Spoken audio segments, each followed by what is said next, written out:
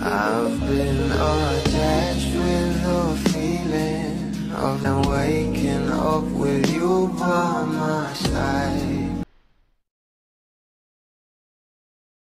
Alam naman natin na for the LDR nga ngayon itong ating Donnie at Bel Mariano. Pero kahit ganun nga guys, talaga namang itong ating Donnie ay for the update nga sa kanyang think. Lalong-lalo na nga ang mga sister-in-law ng ating Bel na for the puso nga at komento pa sa mga post ng kanilang Belinda.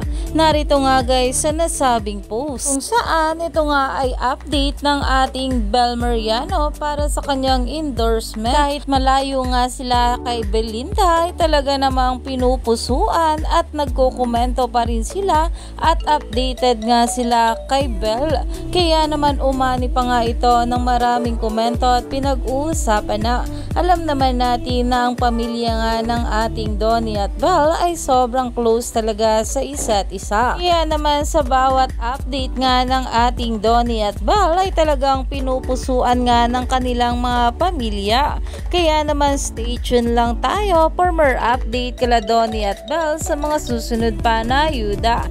Dahil marami pa nga talaga tayong dapat abangan sa ating couple ngayong araw.